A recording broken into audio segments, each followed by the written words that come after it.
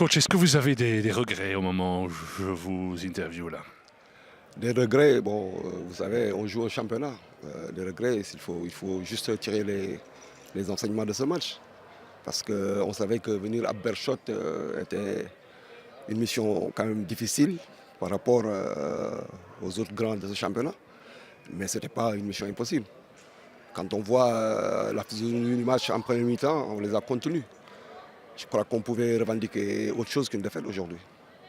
Oui, les deux tournants du match, le but de Losada et alors la deuxième carte jaune d'un de vos joueurs qui vous réduit quand même à 10 pendant plus d'une mi-temps. Moi, je crois que c'est surtout parce que le but de l'Osada, ok, c'est un coup de match.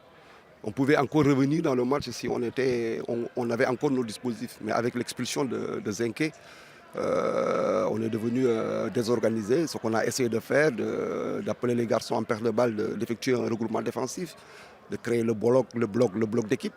Mais en possession de ballon, on avait du mal à sortir. Parce que tout simplement, il y avait cette supériorité numérique.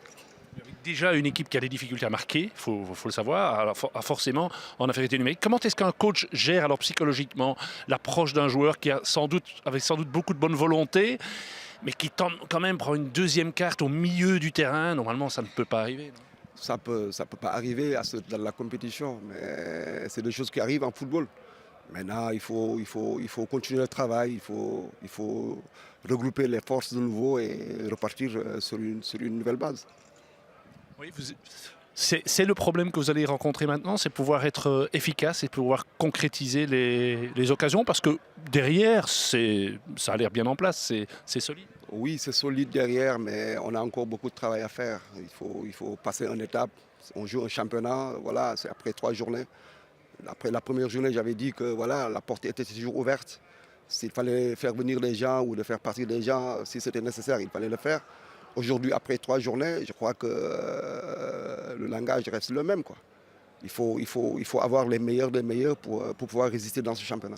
Quand vous voyez le résultat, par exemple, de Louvain Cercle de Bruges, vous vous dites que tout est possible dans cette compétition. Oui, mais c'est une très grande compétition, hein. Il ne faut pas que les gens sous-estiment le niveau de cette compétition en D1B.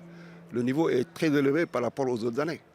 Quand tu vois, je ne dis pas juste Louvain Cercle Bruges, mais il faut voir le match Union, par exemple, Union Wasserlo. Wasserlo qui fait partie des favoris, comme Cercle de Bruges. Donc voilà, il faut continuer, serrer le groupe et puis continuer le travail. Théo, ça doit être frustrant de se dire qu'on a fait un bon match quand on est battu 1-0, non? Ouais, c'est le jeu, hein. C'est une petite erreur individuelle et lourde de conséquences. Après, à 10, c'est plus difficile de tenir ou de revenir dans le match, surtout ici avec le public qui pousse. Voilà, malheureusement, aujourd'hui, ça n'a pas tourné en notre faveur. Et voilà, il faut retravailler pour faire un bon match le prochain. Oui, j'ai revu plusieurs fois la frappe de Losada, elle part quand même drôlement bien. Hein. Ouais, elle part vite, je la touche, mais pas assez pour la sortir. Après, il la met super bien et c'est bien joué de sa part. Après, il n'y a rien à dire. Vous avez eu aussi une intervention très importante en 1 contre 1 en deuxième mi-temps avec Placas. C'est quoi, c'est un de vos points forts, ça? Point fort, je ne sais pas, mais j'aime bien, ouais, en effet. Et je savais qu'en vitesse, il allait passer devant mon défenseur, donc il a un petit peu anticipé. Et la chance, c'est que j'avais les jambes qui traînaient aussi avec moi, donc j'ai pu la récupérer. Malheureusement, sur le contre, on n'a pas réussi à marquer, donc c'est dommage. Et finalement, bon, la défense fait son job, mais Tubize marque peu, très peu. Alors l'autre tournant du match, c'est quand même l'exclusion, c'est un peu idiot quand même. Hein, quand on est déjà une carte, de faire une faute comme ça, pratiquement au milieu du terrain. Ouais, c'est idiot. Après, on peut pas. Il avait l'envie de venir défendre. Il a peut-être été maladroit, c'est ce qu'on dit des attaquants. Après, on va retenir le positif, c'est qu'il a voulu aider l'équipe et la prochaine fois, il fera plus attention et ça tournera en notre faveur.